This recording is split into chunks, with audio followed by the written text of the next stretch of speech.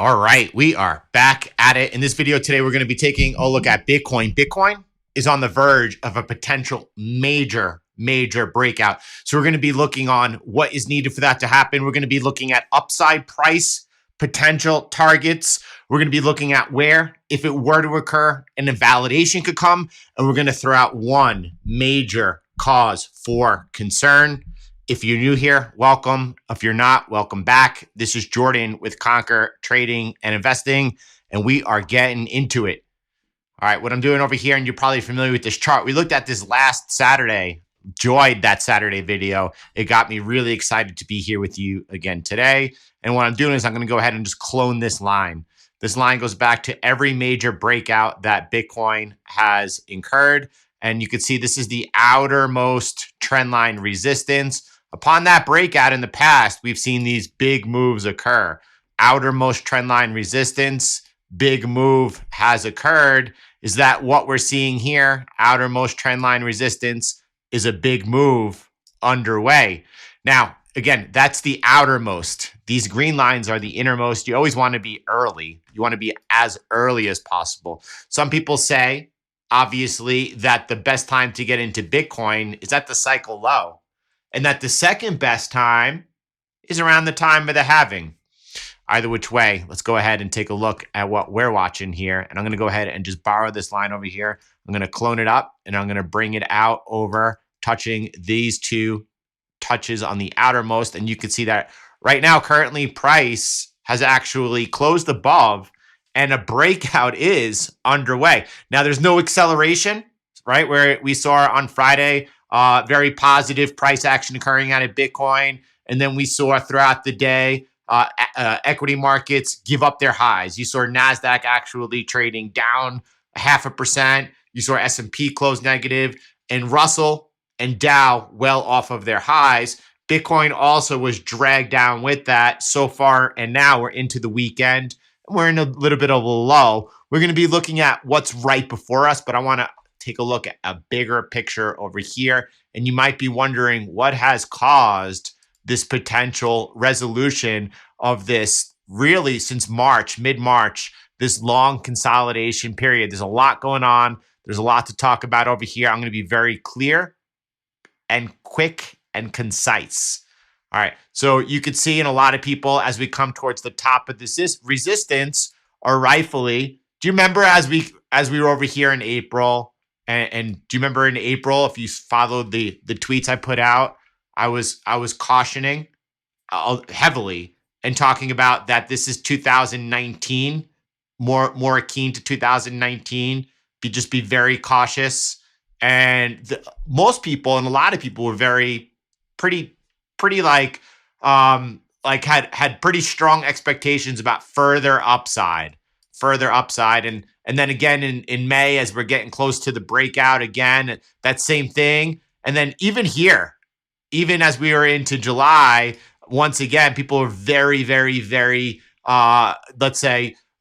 enthusiastic about upside price action to come. And then you saw, actually, I'm going to just remind myself about what happened over here. This was the unwinding of the Japanese yen that occurred. That's relevant now, as we've seen since late last week, that the Japanese yen is once again actually strongly bid. And that's probably a small thing to keep out there on the shelf. That could cause a little bit of, it caused some turbulence last time in the market. If it winds up breaking down to any type of catching some momentum, that once again could cause some type of disturbance in the force, or in the flow, I should say.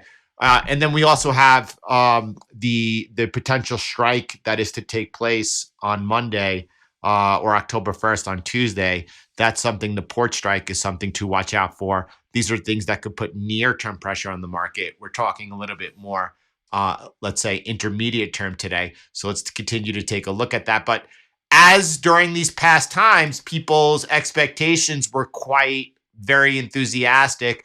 I think right over here, this time, they're not as much. I think now people are saying, well, we're into resistance, and every time we catch the resistance of this range, we wound up being rejected. So I'm looking for actually that rejection to occur again. You ever hear the old adage in Wall Street, by the time people catch on, that pattern no longer plays out? Is that what's happening with the 4-year cycle? I think there's a lot more to that. But be aware over here, as a lot of people's expectations have actually changed and are adjusted. Now, if we do break out, and now from my interpretation of markets, and you can see this trend line, looks like the breakout is actually underway. And there is a high chance that we'll get some follow through. Now, it could look like something more, and I didn't mean to bring this up right now, but it's a perfect time to actually get into it. And you see this one touch trend line I have over here? And throughout the whole bear market of 2022, I had that one touch trend line. And then when it broke out over here, it didn't never really materialized. Actually, it then sold off and then wound up finally and ultimately making that next one touch breakout. Something very similar could occur over here where we could actually come back down and then wound up breaking out further at a different point in time. Markets are very fluid, and you have to be as well. And so another thing that could happen is if we get this breakout, and this is more, I would say, exact. This is more fluid during a trend line like this. It's not structural. What do I mean by structural? Well, this is what the market is paying attention to over here. However, if you go back and you take these lines throughout Bitcoin's history, they're going to play no role. So it's not structural. It's very discretionary. But if we get a breakout above here, above just about 69,000 and change, my expectations are that we're going to see some strong follow through to the upside. So we're going to look at what those upside targets may be. However, at that exact moment, I will also be looking for a fake out. Sometimes you see liquidity grabs. Liquidity grabs, they break a technical level that a lot of people are watching, causing new traders to come in to buy, taking that liquidity and then going ahead and selling into it in order to go ahead and put pressure on the market. So we watch as we get that breakout. Once that breakout develops, we'll be watching to see whether or not it has the momentum to carry. We would like to see something like actually put some space in between the actual breakout, come back maybe for a small retest, and then continue up. That's a very strong market. You could get something like a breakout and a retest back into the trend line and then resume up. That's good. Or you could get that breakout and then a complete failure. So we will be in real time navigating that together if that were to occur. I want to focus on something that's a little bit more exact, structural, in order to give you upside targets that we are potentially looking at if this breakout does indeed hold. So we're looking at here since March, this consolidation that has taken place. And you can see in this like channel that we've been in, we've just been consolidating. We've had some scares to the downside a couple of different times. We've had like moments where it seemed like we were getting ready to break out, and we're in that position again, where it appears that we're on the verge of a major breakout. And if we are to break out, what I did was I took some lines, and I have some upside price targets I want to show you. Before I do, and really quick, I just want to show you or explain to you that these lines that you're looking at, these structural lines, they actually go back well over 10 years onto Bitcoin's price history. Let me zoom out a little bit. And something that you're very familiar with, you remember the top that we saw in 2021, right? Watch this. I'm going to go ahead and just borrow this line and clone it up. And then you could see over here, look at the exact touch off of March and or end of April. And these lines over here, I could go ahead and fill them in over here. I'm trying to keep it clean and then as we move up further in price, I'll go ahead and add them. That's not where I want right now. But if you go back all the way to like where I have it a little bit easier over here, you can see the structural lines, and you could see that April and May high. And you could go back all the way to 2014, and these same exact lines were providing structure of the market. I don't know why that is. I just know that it is. So what I'm going to do is now go ahead and show you what those potential upside targets may be if we're able to go ahead and get this next breakout that's underway. And you can see that we're trading into that resistance. And look at this. This resistance comes in somewhere around right above us, 68,000, and just below or just above 69,000. So this is an area that we need to clear. And if we're able to clear that, then we're going to say from this discretionary lens that there you go. It's right around that same zone that we have that breakout underway. The first target would be a new all-time high. First target would be somewhere around between 66 and 70, 76 and $70,000 along this trend line. Now, let's see, this line over here needs to be adjusted for a little bit of perfection. So I have two choices of what I could do. Well, I'm going to go ahead and do them both. I'm going to go off of the top where the market has most recently paid attention to this line. And you can see the one touch here, and then you can see another touch right there. And you can see where it touched right here and right over here. So that is structure right around 76,000, and it's upward sloping. If we're able to break above 70,000, that's the first area that I would be looking to see how price came in. And it would be neat if you saw a strong breakout. That's really high, all the way into 76. And then that first pullback begins to take place in the market, right? And maybe that pullback comes back and touches this structure over here, down at 71. So get that breakout and then the pullback into here. That would be very strong if it's able to hold and then break through here. If that does happen and we break through here, I said I want to go ahead and also I want to take a look at this area over here and see what we need to put in to fill in over here and if there's anything clean.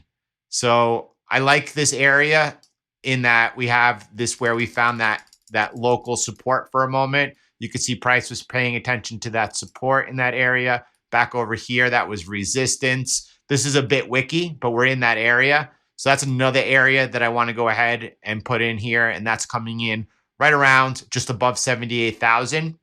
And then we have some room above here. And then you can see over here we have into, and look where the mouse is. We're into November. We know that, first of all, October has a name for a reason. Generally speaking, and especially in in recent history, I go back 5-6 years, October has been a green month with sizable gains every year. That's why they call it October. We have the Chinese Golden Week beginning, starting the first week of October. That's very relevant as we're going to be talking about the intervention that is coming from China at this very moment, which is likely causing and supporting Bitcoin's price right over here at the moment. And as the Fed begins its easing process, cutting rates 50 basis points where markets are at all-time highs, that potentially is also going to give Bitcoin here the juice it needs to put in a leg higher. Now, there's a caution to talk about. I'm going to talk about that in 1 second. First, I want to give some awareness on the upside, on the top side, simply because we're on the verge of potentially a major breakout. So we have over here this first area to watch out for. Clear above 70,000, and that brings in the area of 76 into 79,000 over here. Above that, and if we do seasonalities over here, because I was talking about October, but don't forget, late December are also occasionally very favorable periods for Bitcoin. Normally during election years in equity markets, again, late December and December are also very favorable for seasonalities. And that could help here carry Bitcoin as well. So let's come into December over here, and then you could see that we have this strong resistance around 92,000 and upward sloping over here to $92,000 to $94,000. That's a massive gain from where we are today. If you're talking about that area into $92,000 to $94,000, a 40% gain. However, between October and between the potential favorable seasonalities of November and December, that's not a given, and nothing's a given. That very much and very well could all be in play. I think we looked at last Saturday the percentage gains during all those months together. You take back to back double digit sizable gains, and that's well within range. And then we have over here this, you can see the resistance in this area was touched once over here, again over here and here. So this is much heavier support resistance than this is over here, which is lighter. And that is, look at that, how that works out. That's that psychological whole number, $100,000. Very interesting. And those are some sizable upside targets all across the board. Even over here, the lower range, right? Coming into December over here, $84,000 Bitcoin. That's a nice leg up, all within reason, all within expectation. Above us over here, check this out. We have some liquid leverage liquidation levels over here. And you can see in this area, right around $70,000, that was the first area we were just talking about that we need to get above. And that if we get above that, how at that point we would be looking at, and then over here, as this looks to me like 72,000, a lot of liquidations, bright yellow over here into 72,000. And if you see, or they go for those liquidations, you could see how then the momentum could carry through very easily. However, in the last 12 hours, you've seen a lot of liquidations right around the 65,000. So you have the 65,000, and this looks like 66,700 more or less in that area. Maybe a little bit. Yeah, I think that's a pretty good call in that area. Maybe a little bit lower, but around 65,000. You could see from where we are. I would not be surprised if you see either one of those levels reach first as we are trading on this weekend. What's notable for me is, check this out. For the first time since March 14th, where we talked about that top of the range, or Bitcoin coming into that range over here on March 14th, for the first time, we are looking at long trades across all, not only Bitcoin, Ethereum, Cardano, and Solana. So we could see, as they're each long here on the market, that momentum has definitely changed and shifted. And now we are trading with a pretty strong upward confluence of momentum. This is relevant. We're looking at the Hang Seng Index, and it has put in its largest weekly gain. Look at this candle over here. Look, as I always say, trade fiat and stack sats. Largest gain coming off the back of the Chinese easing measures. Now, my own personal interpretation is that it was a strong signal sent by the Chinese and ahead of what is a major holiday in China, Golden Week. And it's always October has a reason for its name. And more often than not, the Chinese are very active at that particular time because they want, as everyone goes out on vacation, as family and friends are talking together, they want them to have a very positive feeling about the economy, and they don't want everyone during that particular time when everyone is together for like people to be pessimistic, and because it breeds upon itself.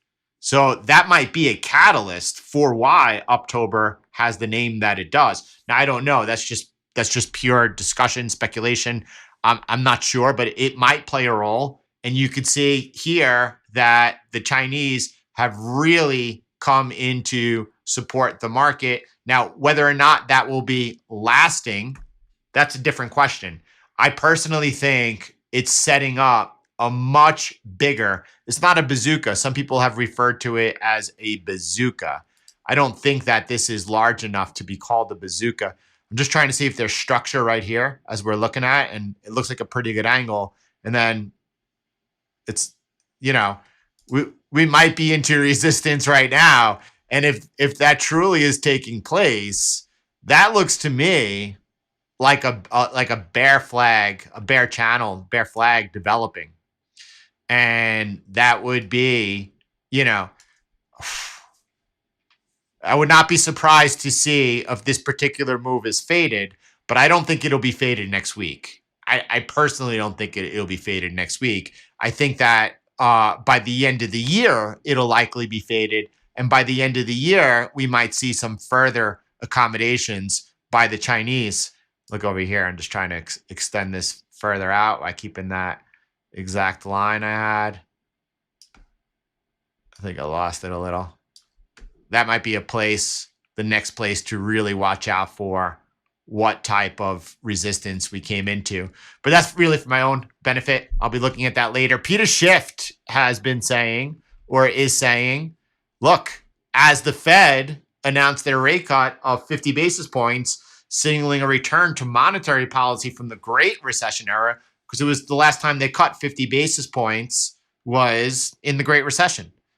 There's no doubt in my mind that we're going to have quantitative easing probably at the latest by the first quarter of 2025. That's not very late at all. Now, I don't think that will be outright QE. I think that the balance sheet will begin expanding. As we talked about last week, Fed begins cutting rates. Right now, QT is running, balance sheet is actually running off. The next move out of the Fed will obviously be a cut at the next meeting, but the next major move in Fed policy will be to stop quantitative tightening. Powell said that quantitative tightening could happen for a given amount of time while the rate cuts are happening, but the next move is going to be they have to stop that. And when they stop that, I think that they're going to move directly to balance sheet expansion at the time. Now, it'll be QE, and Peter's right here in calling it QE, but the Fed is not going to call it QE. They're going to call it something else. There's going to be another name for it, and it's not going to be a massive balance sheet expansion as we saw, for example, in 2020. It's going to be more like we saw in 2019, and the balance sheet is going to begin moving in that other direction. The Fed may even start after the election, depending on how bad things they are, but the cuts were just the beginning. Powell and the guys at the Fed are saying, well, the economy is great, everything is awesome, but we're cutting rates by 50 basis points anyway, something that they rarely do. The time they did before 2007 into the 2008 crisis was in 2001. Both of those times were pretty turbulent for the markets. Well, how about this? This is from Raul's Global Macro Investor, and it has the Bitcoin cycle top finder. And I said I was going to give you some type of caution. Jordan, this doesn't seem cautious. This seems really, really bullish. We're not even close to the top. Here you can see price topping, price topping, price topping. We are not even close. We got a long way to go. Well, that's the caution. If you look and you go to the last time that the Fed was cutting rates, right? That's over here. This is where the Fed began cutting rates, right? Over here in 2019, August 1st, 2019. Do you notice something different about that indicator? Well, it started channeling downwards. And then price came off over 50%. Well, it came off over 50%, 40, 50% before we even entered into the global lockdowns. And now you see a similar behavior. Fed's beginning their cuts, and then you see a similar price pattern develop. What does that mean? Well, it means that, yes, we're not even close into the Fed or until the Bitcoin cycle top. But what it does mean is that potentially we have the most difficult portion of the cycle to navigate. And yes, people like Peter are calling for QE. I've been saying for the long, I'm not calling it QE, but the Fed's next move is going to begin balance sheet expansion. However, when the Fed began balance sheet expansion last time, initially, it was really good for risk. I mean, equity markets literally melted up. Take a look at the chart of the Nasdaq in the fourth quarter of 2019. Nasdaq's going vertical. Bitcoin finally found its footing and was heading upwards into February of 2020. and then we had the crisis. But that's why this is the most difficult portion of the cycle to navigate, is because as the Fed moves towards cuts, as we are seeing more things within the markets become a little bit more, let's say, fragile. We talked about the Japanese yen, right? Let me pull up the US dollar, Japanese yen, and let's get that chart up for you. So I wanted to do it with some notes I have, but we'll just go with this right now in a clean, naked chart. And if you look over here in, when was it? So we need to come back until the last week of July when you saw that Japanese yen unwind. And if you look at last week, it looked like US dollar was gaining a footing against the Japanese yen until the new prime minister was elected, which was the market took as a sign of very hawkish for the Japanese yen. And you've seen the Japanese yen go bid. If we were to see, as the Fed has just begun cutting rates, if we see the Bank of Japan move towards hiking rates again, and the Fed continues cutting, there could be still, no one knows how much more of this carry trade is left to unwind. What I'm trying to get at is markets are very fragile. You saw how fragile they were over here during this period. Now, markets are very fragile. And as we get towards this portion of the cycle, this is where they are the most fragile. This is the most difficult time to maneuver. Now, a lot of people talk about that. We're headed into the banana zone. Raul talks about the banana zone. I mean, I guess he looks at his analytics and he sees that, well, most of my people are this age and from this demographic. So let me try to speak to them. And listen, there's going to be no bananas. And a lot of people are going to get faked out on this next move over here. If we do break out over here to the upside, and a lot of people are going to start getting very excited. And if you start people talking about we've now entered the banana zone, and we talked about some upside price targets that are very, very, very elevated from where we are currently right now. Could you imagine the FOMO if price starts rising above $88,000, 90,000, approaching 100,000? FOMO is going to be real. People are going to be speaking about the bananas is happening. This is going on right now. And people are going to have FOMO. And when people have FOMO, they make mistakes. They really do. They take on more leverage than they should.